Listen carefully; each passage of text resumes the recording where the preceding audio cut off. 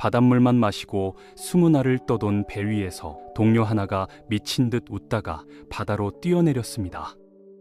또 다른 이는 갈증에 헛소리를 하며 죽어갔죠. 1802년 가을, 전라도 흑산도에서 출발한 홍어장수 문순득의 배는 태풍에 휩쓸려 남쪽 끝으로 떠밀렸어요.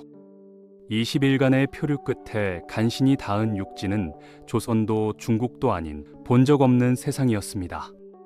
검은 피부, 낯선 언어, 야자나무 숲이 그를 맞이했죠. 그리고 그곳에서 시작된 2년간의 여정은 조선의 세계관을 완전히 뒤집어 놓았습니다. 한 어부가 본 세계의 끝, 그 충격적인 기록을 지금부터 풀어보겠습니다.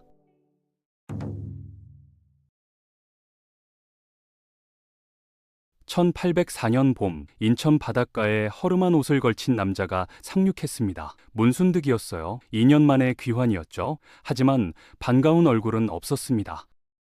오히려 관아포졸들이 달려와 그를 체포했어요. 조선법으로는 바다를 건너 해외로 나간 것 자체가 중죄였거든요. 순득은 목포로 몰래 들어갔지만 소문은 빠르게 퍼졌고 결국 감옥에 갇혔습니다. 2년 동안 죽을 고비를 넘기고 돌아왔는데 이게 조선의 대답인가라고 그는 쓴 웃음을 지었죠.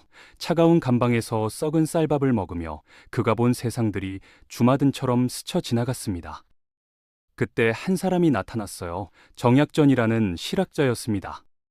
정약용의 동생이기도 한 그는 순득의 소문을 듣고 지방관리에게 탄원서를 올렸죠. 이 사람은 죄인이 아니라 하늘이 보낸 증인입니다 라고 변호한 겁니다. 약전은 순득을 풀어낸 뒤 자신의 집으로 데려갔어요. 며칠 동안 순득에게서 이야기를 듣던 약전은 점점 흥분했습니다. 이건 단순한 표류기가 아니다. 조선이 몰랐던 세계의 실체다라고 느낀 거죠. 약전은 밤을 새워 순득의 말을 받아 적기 시작했습니다. 그렇게 탄생한 책이 바로 표의 시말이에요. 순득의 이야기는 이랬습니다. 1802년 가을, 그는 흑산도에서 홍어 100여 점을 싣고 목포로 향하던 중이었어요. 홍어는 당시 조선에서 인기 만점 식재료였죠. 발효시켜 먹거나 생으로 썰어 장터에서 팔았습니다. 그런데 갑작스러운 태풍이 몰아쳤어요. 배는 갈대처럼 흔들리며 남쪽으로 떠밀렸고 식량은 금세 바닥났습니다. 홍어는 소금에 절여진 상태라 먹을 수 없었고 담수는 바닷물이 스며들어 마실 수 없었죠. 동료 하나는 갈증에 미쳐 바다로 뛰어내렸고 또 다른 이는 굶주림에 숨졌습니다. 살아남은 넷은 서로 물고기 내장을 놓고 싸웠어요.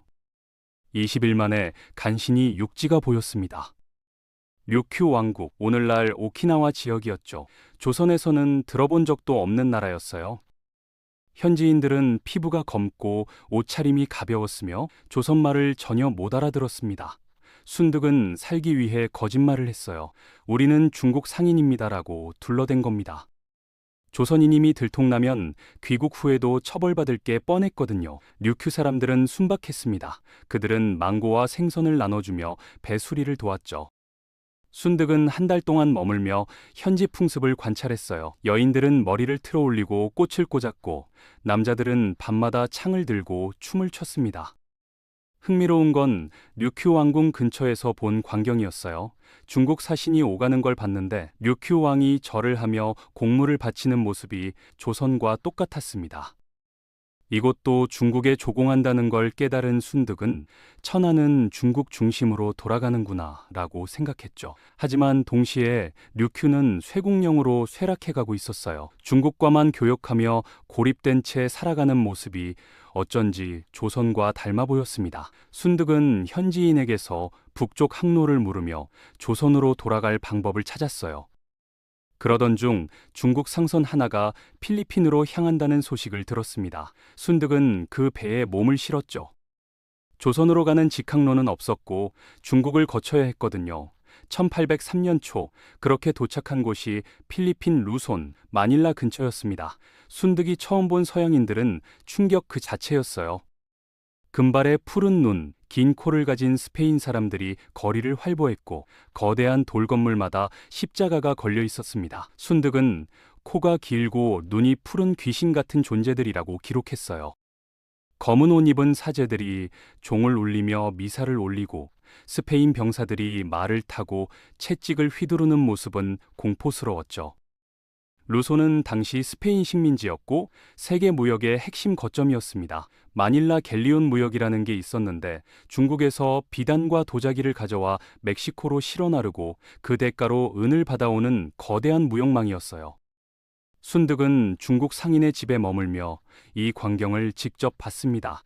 시장에는 은쟁반만 한 빵이 쌓여 있고 쇠로 만든 새처럼 째깍거리는 시계가 팔리고 수백 명을 태울 수 있는 거대한 배들이 항구에 정박해 있었죠.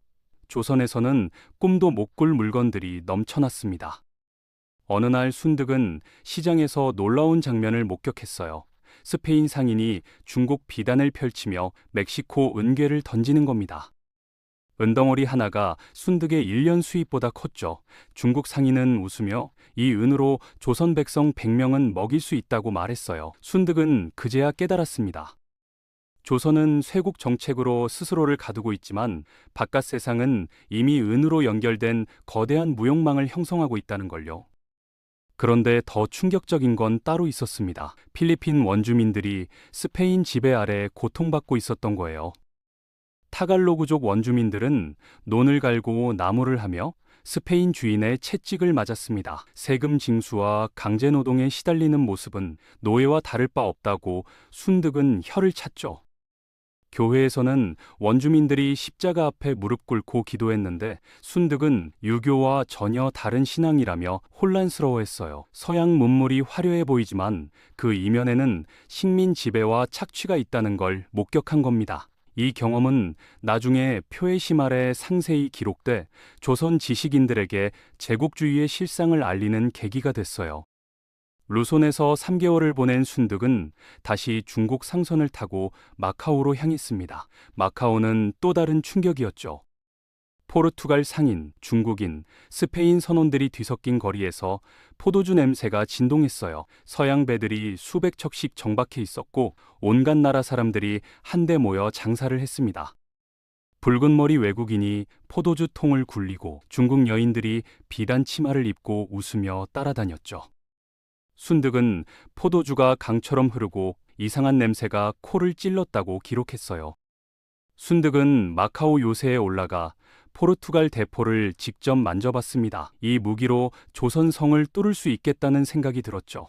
조선의 목재 배와는 차원이 다른 철갑선, 화약 무기들이 즐비했거든요.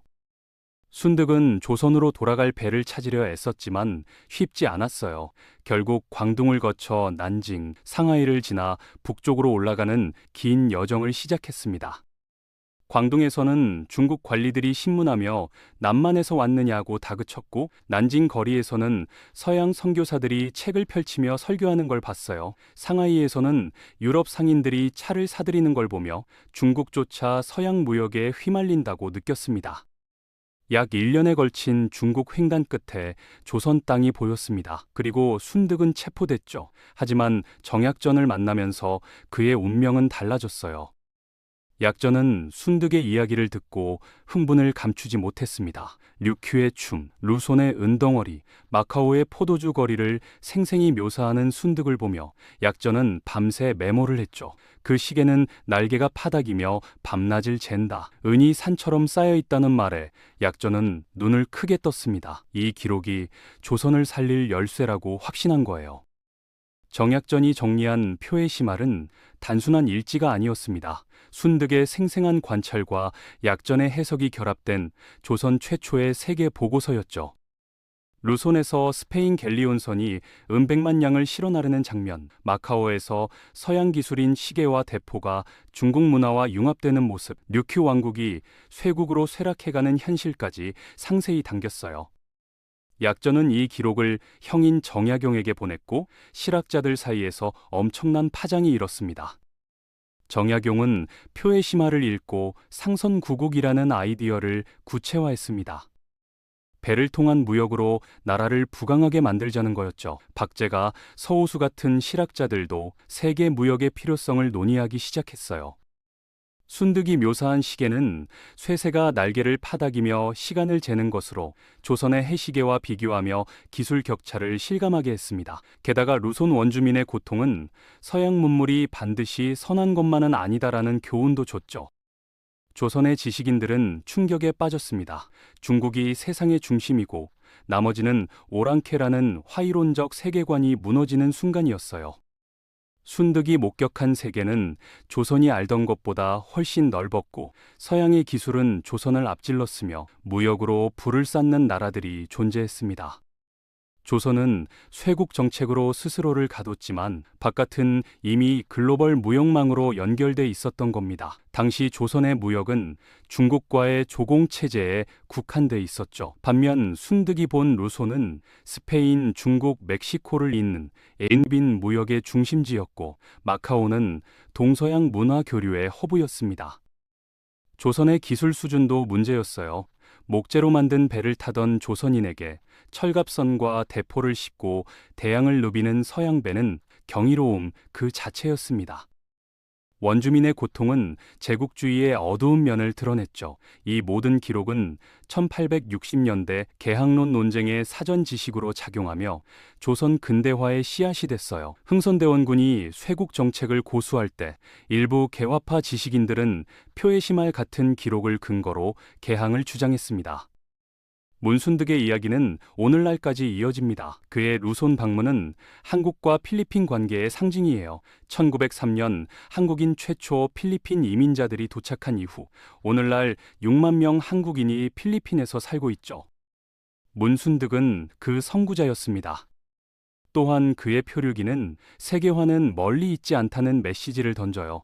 조선이 스스로를 가두고 있을 때 세상은 이미 하나로 연결돼 있었던 겁니다. 정약전과 정약용 같은 실학자들은 순득의 기록을 통해 화폐 개혁과 상업 진흥의 필요성을 절감했습니다. 순득이 본 무역은 조선의 쌀 중심 경제와 대조됐고 시계와 대포는 기술 혁신의 필요성을 일깨웠죠. 하지만 조선 조정은 여전히 쇄국을 고집했어요. 순득의 경험이 정책으로 이어지기까지는 수십 년이 더 걸렸습니다. 1876년 강화도 조약으로 개항이 이뤄지기까지 조선은 귀중한 시간을 허비한 셈이죠. 그럼에도 문순득의 기록은 역사적 가치가 큽니다. 조선인이 직접 본 필리핀 식민지 상황, 마카오의 국제 무역 현장, 류큐의 쇠락 과정은 모두 1차 자료로서 의미가 있어요. 특히 원주민의 고통을 기록한 부분은 제국주의에 대한 비판적 시각을 담고 있죠. 순득은 단순히 서양 문물에 감탄만 한 게 아니라 그 이면의 착취 구조도 목격했습니다. 이는 조선이 근대화 과정에서 참고할 수 있는 교훈이 됐어요. 홍어 장수에서 세계 목격자가 된 한 남자의 이야기. 그는 폭풍을 만나 표류했지만 결국 조선이 세계로 눈을 뜨는 계기를 만들었습니다. 우리도 때론 예상치 못한 폭풍을 만나죠. 그 폭풍이 두렵고 고통스럽지만 어쩌면 그 너머에는 우리가 상상하지 못한 새로운 세계가 펼쳐져 있을지 모릅니다. 문순득처럼 우리는 그 경험을 기록하고 나누며 더 넓은 세상을 이해할 수 있습니다. 한 사람의 표류가 한 나라의 인식을 바꿀 수 있다는 것, 그게 바로 문순득 이야기가 주는 가장 큰 교훈입니다. 끝까지 시청해 주셔서 감사합니다.